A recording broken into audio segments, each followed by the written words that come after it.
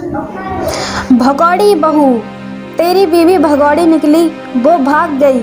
निर्मला की सास गर्जरा बाई भी बड़ी अजीब औरत थी। सुबह से लेकर शाम तक सिर्फ राम राम ही करती रहती। उसके दिन की शुरुआत ही शिकायत से होती। उठते ही बोलती, राम राम 5 बज गए, ना जाने बहू जागी होगी या नहीं। यहाँ सब मुझे ही करना पड़ता है। बोलते बोलते गुसल खाने में नहाने जाती। वहाँ गर्म पानी, तौलिया, उसके कपड़े सब कुछ तैयार मिलते। फिर बाहर बड़बड़ाती आती, हे राम, पता नहीं चाय भी बनी है या नहीं, वरना जाकर मुझे ही बनानी पड़ेगी। पर कमरे में पहुँचते ही गरम गरम चाय उसके बेड के सामने वाली मेज पर हाजिर रहती। इसके बाद उसे चिंता होती पूजा करने की। कहती पूजा करनी थी, देर हो रही है। बहू ने पूजा की सामग्री तैयार रखी है। वहाँ पूजा के घर में सब कुछ तैयार ही मिलता, पर उसे बड़बड़ाते रहने की बहुत बुरी आदत थी। वो बड़बड़ाने से बाज नहीं आती। निर्मला घर का सारा काम निपटाकर हर रोज़ लंबा सफ़र तय करके ट्रेन में धक्के खाकर अपने काम पर चली जाती। उसके पहले सुबह का नाश्ता और दोपहर का खाना भी तैयार रख कर जाती। गर्जराबाई दिन भर पड़ोसियों के साथ गप्पे लगाती, बहू की बुराई करती या फिर राम नाम की माला लेकर बैठ जाती। यहाँ वहाँ के मंदिर जाकर भजन कीर्तन में लगी रहती। घर में या घर के कामों में ज़रा भी ध्यान नहीं। जब इतनी ज़्यादा उम्र भी नहीं हुई थी तो उसे लगता, बहू है तो मैं क्यों काम करूं। शाम हो जाती और बहू के घर आने के समय कुछ ना कुछ दर्द का बहाना बनाकर पलंग पर पड़ी रहती। शुरू में निर्मला को सच लगता था, पर कुछ ही दिनों में उसकी पोल खुल गई। पर पति देव इस बात को कैसे माने।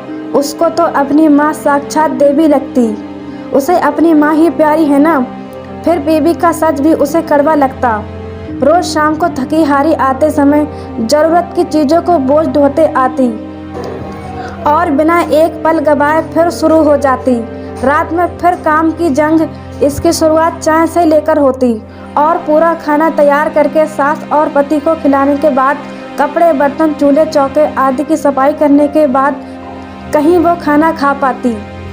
रोज़ उसके पति के लिए स्त्री के कपड़े तक तैयार रखने पड़ते। सब होते आराम से 11 साढ़े 11 बज ही जाते, तब कहीं वो सो पाती। यही हर रोज़ का कार्यक्रम रहता। इतवार और छुट्टी के दिन सिर्फ दफ्तर और सफ़र से छुट्टी मिलती। ना घर के कामों से ना फुर्सत मिलती, ना आराम। ऊपर से सास की तानाशाही भी चलती रहती। घर का वातावरण हमेशा बिगड़ा सा रहता। पति इन सब से बचने के लिए दोस्तों के साथ हर इतवार को कहीं ना कहीं चला जाता और निर्मला यहाँ अशांत वातावरण में घुटकर रह जाती। पति को इसकी कोई चिंता ही नहीं। रोज़ सब काम अपने आप हो रहे थे, सब कुछ तैयार हाथ में मिल रहा था और उसे क्या चाहिए। जब तक उसके सारे काम आराम से हो रहे थे वो बहुत खुश था। एक इतवार को उसका पति हमेशा की तरह बाहर चला गया।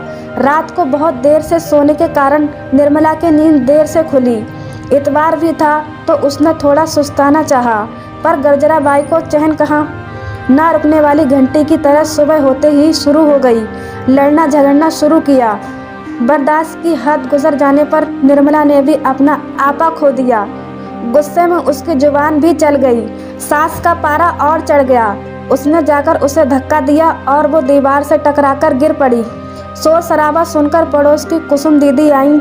देखा तो वो बेहोश हो गई थी। उसने पानी मार करके होश में लाया और उसकी सास को खरी खोटी सुनाकर निर्मला को डॉक्टर के पास ले गई। होश में आने पर उसे ससुराल जाने से डर सा लग रहा था, पर उसका सारा सामान वहीं पर था तो वापस जाना पड़ा। उसने घर लौटने पर देखा सास अपने कमरे में गहरी नींद सो रही थी। पति अब तक घर नहीं लौटा था। उसने अपना सारा सामान पैक किया और पति की गिरफ्त से भाग निकली।